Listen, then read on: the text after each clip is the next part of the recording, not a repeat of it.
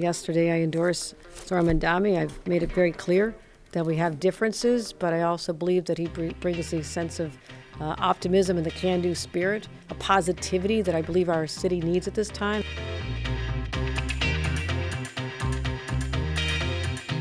Welcome to Off Topic on Politics. I'm New York One reporter Bobby Cuza. Everybody stop and mark your calendars. On Monday, September 29th, we are taping a special live crossover episode of Off Topic on Politics and the You Decide with Errol Lewis podcast right here in Chelsea. I will be there along with Errol and my colleague Courtney Gross, who is the usual host of Off Topic on Politics, and some special guests. It is happening at Racket NYC. That's at 431 West 16th Street. The doors open at 5:30 p.m. And it is free to attend, but you do need to RSVP. It'll be a great way to kick off the final month of the mayor's race. Head to NY1.com or the Spectrum News app for more information and to RSVP, and we hope to see you there. So, Zohran Mamdani this week scored perhaps his most notable endorsement yet, that of Governor Kathy Hochul, who had been on the fence the past several months over whether to fully embrace the Democratic Socialist. We'll talk about what it means for Mamdani, who leads the race by 21 points over his nearest rival, Andrew Cuomo, according to the latest poll. And one of the city's most iconic tourist attractions is now under threat from Mayor Eric Adams, who suddenly wants to ban horse carriage rides in Central Park, something his predecessor, Bill de Blasio, promised and then failed to do. And joining me for the conversation is our own Kelly Mena, who is going to explain what is happening and why Mayor Adams suddenly decided to take up this issue. Hi, Kelly. Hi, Bobby. I'm on the horse beat for a little bit. Yeah. Oh, wow. I was going to say something about reining in the horse carriage industry. There's a lot of puns we could go with here. We know you like that. Your dad. My dad jokes? Yeah. Ayana Harry is here as well. Ayana typically covers the Andrew Cuomo campaign. Yes. Which we will talk about. But I want to start with Governor Kathy Hochul and her endorsement this week of Zohran Mamdani. So I don't think this came as a huge surprise. I think Kathy Hochul had kind of been inching in this direction over the past several months. She'd been saying nice things about Zohran Mamdani. And she also, she kind of hinted at it. But she also has made clear that she and Zohran Mamdani do not see eye to eye on everything, right? And even in this New York Times op-ed that she wrote and that posted, I think, on Sunday night or Monday morning, where she explained her endorsement of Mamdani, she said like 3 or 4 different ways in this piece why she doesn't disagree, or the fact that she doesn't disagree with Mamdani. She doesn't agree with Mamdani on everything, right? She thinks that they are aligned on affordability. She talked about the childcare, universal childcare issue, and the fact that he will stand up to Donald Trump. But she is still trying to maintain a little bit of distance. So, Ayana, what do you think? What was your reaction to the endorsement? It seemed like she's trying to have her cake and eat it too a bit, and that she wants the political benefit of endorsing the wildly popular Democratic nominee in the race for New York City mayor, but she also doesn't want to be tied to his position on different stances. So it's kind of like, I like the guy, maybe not all that he stands for, but the guy himself, yeah, he's great. Affordability, that's great. I will say this. I don't know, particularly because it took so long, how politically significant her endorsement really is. How many New York City voters are sitting at home saying, okay, Kathy Hochul endorsed him, now I'm on board? I don't know. Maybe there are a few, but I don't imagine that there were, a great many people waiting to decide on who they voted for, until Kathy Hochul weighed into the race. So it is significant, though, in a practical level, in that if Mamdani does become mayor, he's going to have to work with the governor. He's also going to have to work with the Assembly Speaker very, very closely in order to advocate for New York City's priorities up in Albany. So, who also endorsed Mamdani Yes. this week. We'll talk about that as well, Carl Heastie, the Assembly Speaker. But you said he's wildly popular. Mamdani's wildly popular. He's wildly popular maybe in New York City, but not statewide. So that's going to be interesting how it plays into her reelection campaign next year. But that's what I was going to say. That to Ayana's point, he's wildly popular here, and it's interesting. I think the governor. I'm so used to saying that word. The governor is making a politically calculated move. Right? She's up for reelection next year. We kind of already know who her number one rival is going to be, and she doesn't want to lose any votes right now, right out of the starting gate. Those in suburban counties that maybe aren't so crazy about Zohran Mamdani, she has the rest of the state to appeal to. And I think she's thinking about that specifically. The areas where she didn't agree with Mamdani, I think are maybe issues that are not necessarily, or issues that are popular in other counties, and that she wants to make sure she's not ostracizing those voters and those people that might come into her camp. Affordability is really big in New York City, obviously, but not across the entire state. That's not necessarily the way it goes. So she has to make sure that she's keeping herself appealing to everybody, because it's going to be competitive for her. And I think her coming in saying she supports Mamdani, to Ayana's point too, it's not necessarily, I don't necessarily think she's bringing in a whole bunch of votes, but maybe she's looking to bring in some people into her own camp, right? Because she also needs help possibly going into this next reelection. Maybe she can bring some progressive people that might feel like she was too to the center, and that might be the calculus that she has in there. It's also interesting because will this make other Democrats in New York State come in and officially endorse Mamdani? We know one person that isn't going to endorse him is Tom Suozzi, the congressman. Yeah. But, what does this mean for Hakeem Jeffries? What does this mean for Schumer? They have also a political calculus for them. They have to protect Democrats across the country as well. So unclear if that will happen, but I think it was something that the governor was hoping maybe would be, I think, for her better than necessarily Mamdani. I agree. I think in some ways Kathy Hochul almost benefits from this Zohran More Mamdani. than Mamdani Yes, does. yeah. And on the point that you brought up about Hakeem Jeffries, it's interesting. I feel like he has more to lose by not endorsing Mamdani than Kathy Hochul does. So, his district is fully in New York City. His district is filled literally with Mamdani supporters. Meaning he could lose his job. Yeah, right? He could get primaried by that's somebody the talk. on the left. In right? Central Brooklyn, there is a lot of talk, and there are people who are weighing runs to challenge him, in part because they know that his support within the district they feel is waning. So it's interesting that Kathy Hochul is the one who endorsed Zohran Mamdani, when it seems at least locally Hakeem Jeffries has more to lose, although he's also, of course, thinking about his national prospects and, helping Democrats all across the country in the House. Yeah, I wonder if for Mamdani, like you said, I don't think he needs Kathy Hochul in order to win, right? He's got plenty of support as it is. We saw that in the poll that came out this week. But I do wonder if Kathy Hochul and then Carl Heastie and some of these other Democrats, it was reported this week that Yvette Clarke, the Brooklyn congresswoman, is also going to endorse him.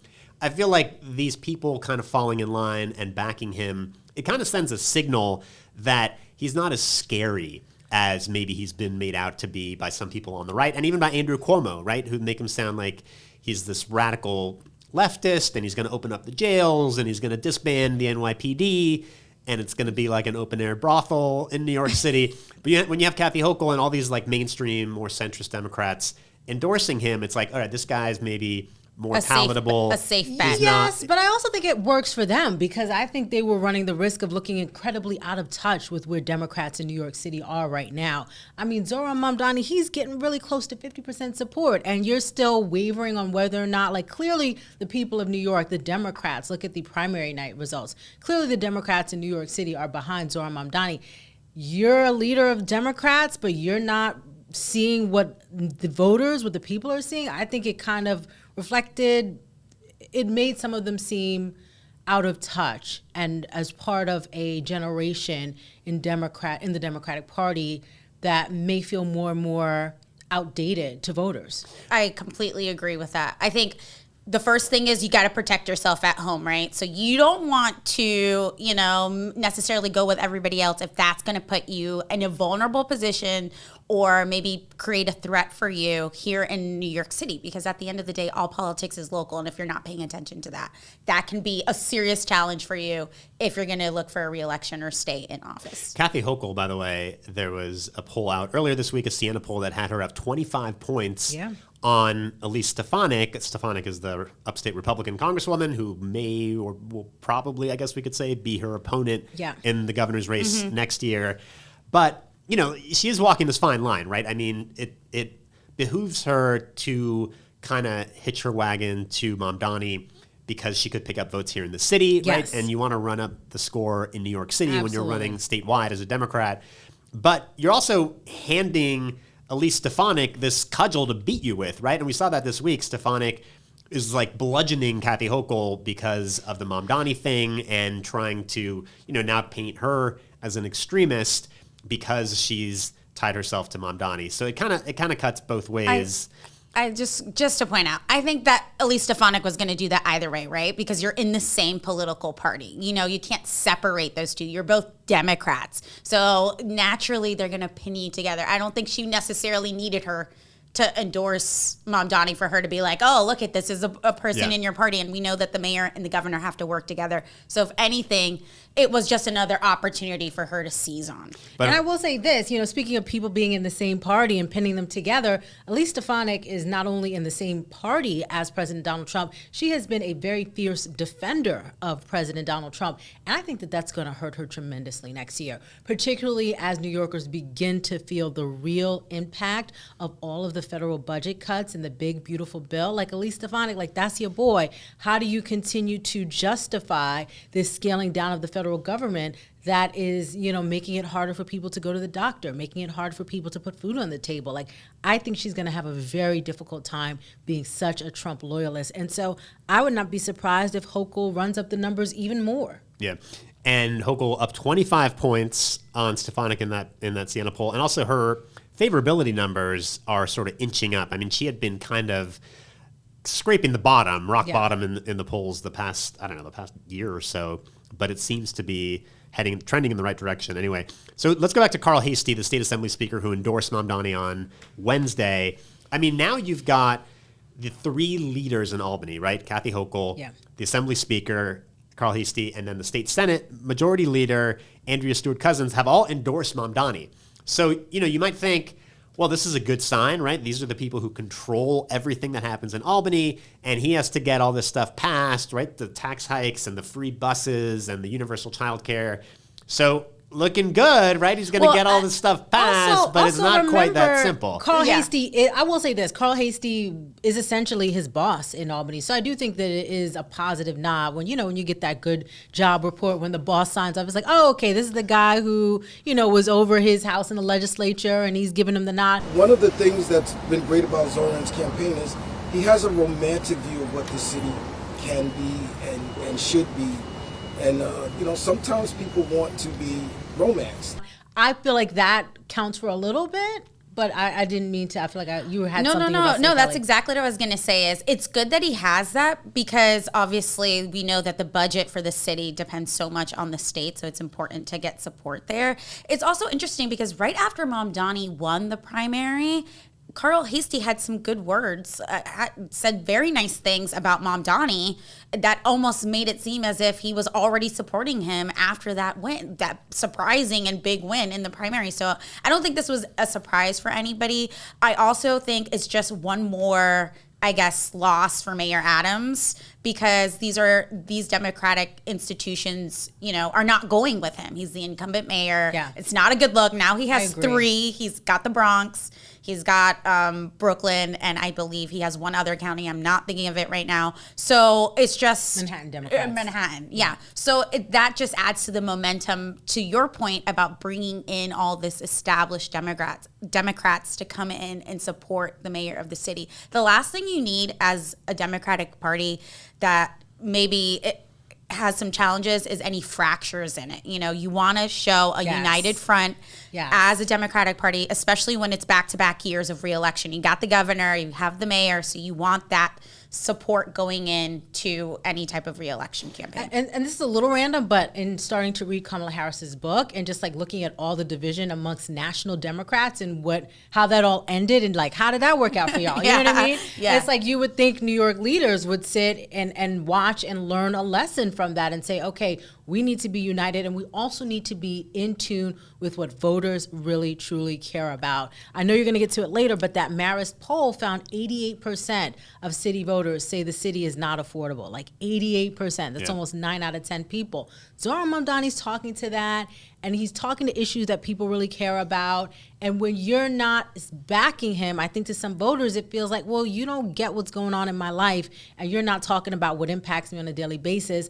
And I do think it starts to raise questions as to, well, why are you there anyway? And why can't we try something new? Why can't we do something different? Just really quick to add to Ayana's point, if you look at the polls, the issues that are up there, some of the ones that these Democrats are saying they don't agree with Zohran on are not even in the top 5, are not cracking the top 5 or even the top 3. So that makes, to Ayana's point, how can I trust you to be, to advocate for me on any type of level, whether it's local, state, or federal, when my top issue is not even in alignment with your top issues? That shouldn't be a reason why you're not coming to the table. That should be. Sorry, I don't want to stop Bobby, but also on the issue of Israel-Palestine, we are seeing that more New York City voters are now sympathetic to the Palestinian cause and the Israeli cause. So it's like, they're being critical of Mamdani on his stance. And again, are you out of touch with how New Yorkers are feeling right now? Well, let's use that as a segue to talk about Andrew Cuomo. Andrew Cuomo this week, a lot of people were parsing this interview that he gave to the New York Times. The Times did a story saying he had sort of shifted his stance on Israel. Yeah. He says that's not the case, but he does seem to all of a sudden be a little bit more critical, right, of the Israeli military Israeli strategy in Gaza. Yeah, and so it's trying to, I think you described it accurately. So what Andrew Cuomo did say that's new is he called the situation in Gaza horrific. He said the conflict should come to an end, and in fact, he felt it should have ended months ago. So that's significant and new and different, I believe, for Andrew Cuomo. But then he goes on to say that's not a period, that's a comma in the sentence. He's still 100% a supporter of Israel. And he's, trying to have it both ways, it seems a bit, and that he wants to condemn the conflict, but he doesn't seem willing to be critical of the government and the military strategy that, or I shouldn't say military strategy, but of the government that has deployed this military strategy that's leading in part to those conditions. The situation is horrific. The carnage is horrific.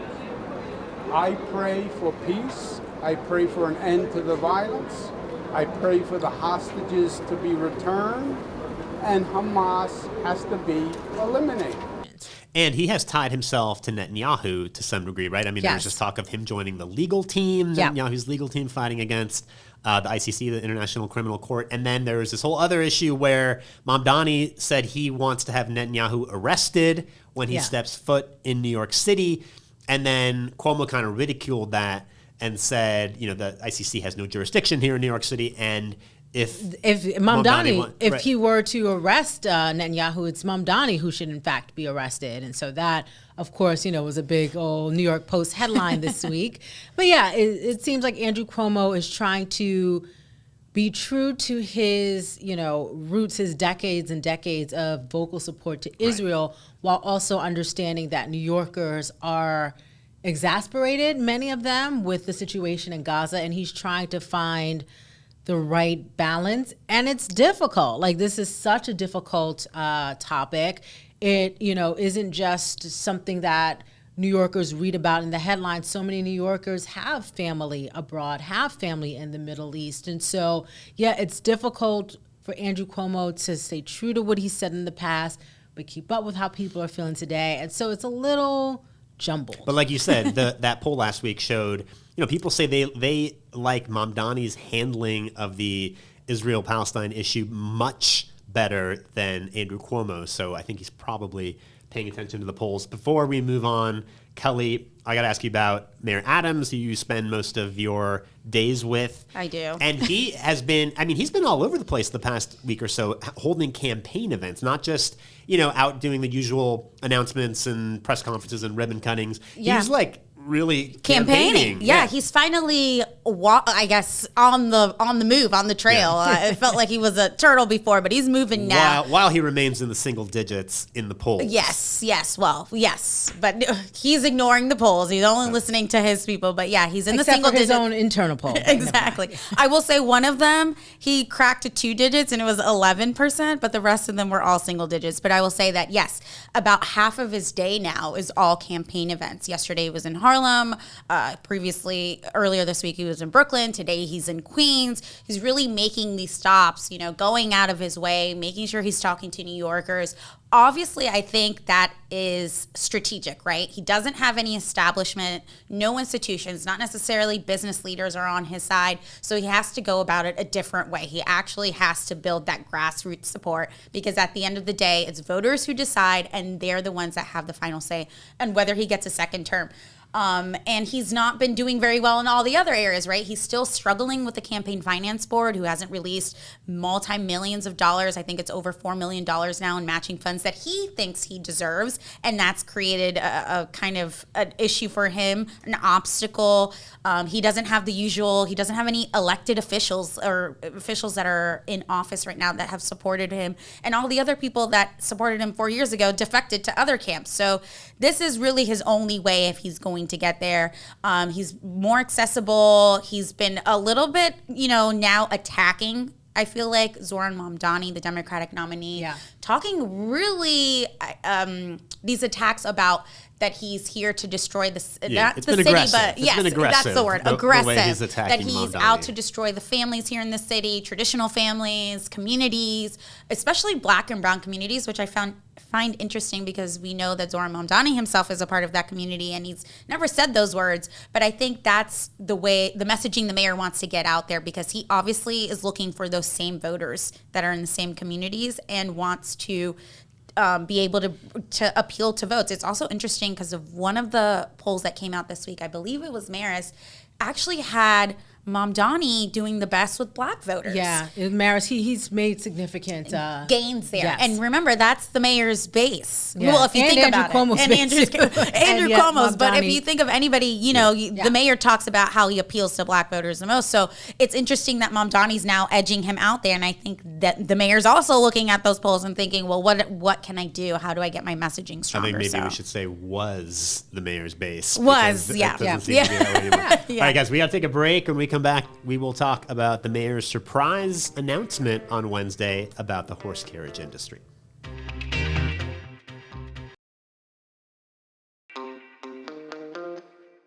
So on Wednesday afternoon, we all find out that the mayor wants to ban horse carriages, the horse carriages in Central Park, which came as a surprise to me and I think the rest of us, because I don't remember Mayor Adams ever having talked about the horse carriage industry. Of course, this has been an ongoing controversy. I mean, going back decades, right? This has been a source of controversy because you have animal rights advocates who want to ban the practice. You have the carriage horse drivers who are unionized, who have pushed back. There's very strong feelings on all sides of the issue, but it's been kind of dormant. I shouldn't say dormant, but for the past several years, there has been legislation in the city council, but it's never really gone anywhere. And then all of a sudden, lo and behold, 2 months before the election, Mayor Adams wants to ban carriage horses. So, Kelly, what is your informed take on what's going on here? I think that this is obviously a political ploy, right? I don't know how many votes it's actually going to move,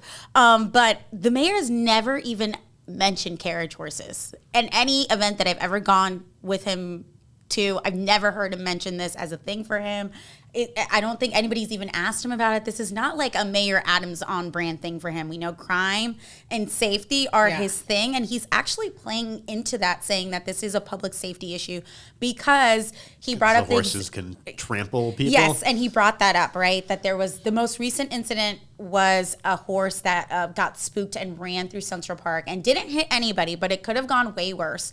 And that there was kids nearby, and that started him on this idea of let me try to bring everybody to the table and try to get a solution to this issue.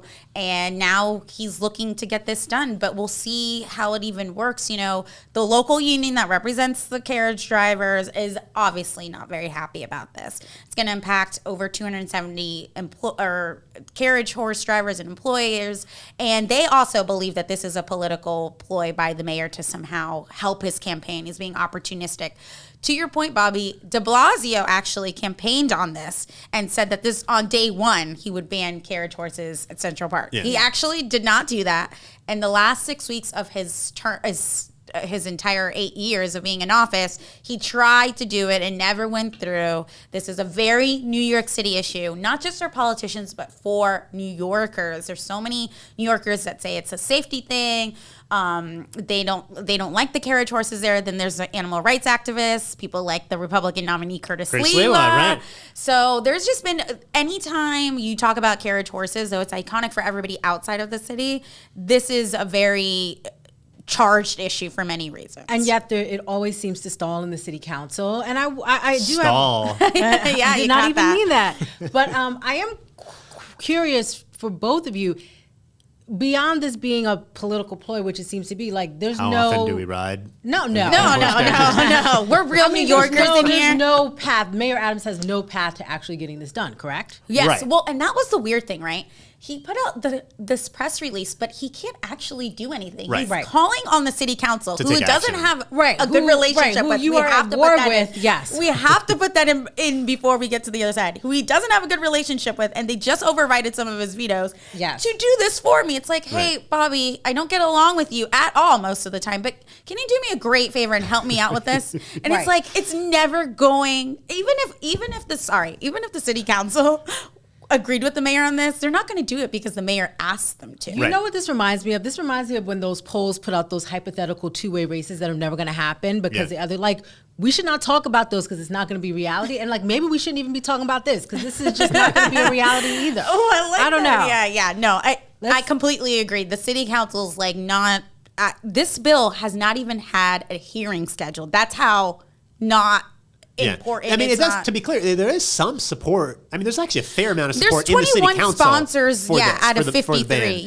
But it doesn't seem to be. It's not like tomorrow it's going to be like put on a schedule. It's going to be heard, and we're going to start moving forward. And the council speaker, on Wednesday, I think, put out a statement saying she said something like, "This is not helpful." Well, because she's also, in the midst of a political season that we're in, he's in a campaign, basically said this seems politically motivated and this seems like an opportunity for the mayor, and that's not helpful to use these people in this charged issue to help yourself, benefit yourself. I'd love to know if anyone from the mayor's side of City Hall actually, like, picked up the phone and had a conversation with anyone in the council about this before putting this out publicly. I will say that I'm not sure about putting this out publicly, but Bob Holden, who is the sponsor of the bill, said that he was texting back and forth with the mayor himself about this particular issue, and the mayor had been telling him for weeks that he was looking into it but he didn't say that he got a heads up that it was coming on Wednesday officially or anything like that. So that's as far as I got. Okay, all right. And you mentioned the Republican candidate, Curtis Sliwa. I mean, he owns the animal rights issues. Yes, he was in court in Queens race yesterday for an animal abuse case, watching an arraignment. Isn't he? And is the animal rights? He's on an independent line. I believe it's animal rights. Protect animals. Right, as the line that's going to be on the ballot in addition to the Republican line. So the mayor's kind of stealing his thunder here. Yes, but Curtis Lee was stealing the mayor's thunder because I have this, like, circled from the mayor's poll, because I think what kind of flew under the radar is the fact that Curtis Lee was at 17%. Which is not that much off of what Andrew Cuomo is Exactly. getting. I literally circled the two of them together. I'm like, are we all going to be shocked if in the next poll they're, like, actually tied? Curtis Sliwa is surging. Oh my gosh. And when I talk to reporters out in the field, it's actually Curtis Sliwa that's, like, winning in this entire thing because he's doing so well. That's what's so interesting is everybody talks about this hypothetical situation, Adams dropping out and helping Cuomo, but I actually think if Curtis drops out, Cuomo does better. That's where he really picks up all of these votes. And he's not. Oh, no, Curtis. Do Curtis voters, do they want to support Andrew Cuomo? I don't know where Curtis voters go. Yeah, I think there might have been some data on that last week, but I don't know. Remember we were talking about Zomentum when Zohran Yeah. Mamdani first kind of started Yes. surging. So now we got some kind of The sleeper. I don't know. I think, Too difficult. We'll think of it by I next week. loved we can't rule anybody out. his idea from this week where he said, not all Gen Z or millennial voters want to vote for Zohran Mamdani, so I'm going to go to the neighborhoods where Mamdani did well, and I'm going to talk to the non-Mamdani young vote. And he's like, I think they're going to be more open to me than Andrew Cuomo and Eric Adams. Like, you know what? You might be right. Actually, I was with him at a subway stop, I think a week or two ago, and two of the gentlemen that came up to him were young men who loved him. Yeah. They were young guys. So I was just like, oh, he has some appeal there. Don't count them out. Anything can happen in 2 months or however much time No, we have left like till election. no, 7 well, weeks. if you think about it, October 25th is the start of early voting, Right. so it's like really 5.5 is when people first start casting their ballots. So. All right, guys, that is going to do it for this week's episode. Thank you all for joining us. You can watch us on Inside City Hall weeknights at 7 o'clock. And if you like what you're hearing, or if you don't like what you're hearing, send us some feedback. You can send us an email at yourstoryny1@charter.com. You can also subscribe to Off Topic wherever you get your podcast. And if you like what you're hearing, leave a review. Thanks to our producer, Richie Agostinini. Did I get your name right? Agostinoni, I gotcha. Close I enough. There's gotcha. a lot of vowels. There's a lot of vowels in there. Filling in this week. And thanks for listening, everybody. We will see you next week.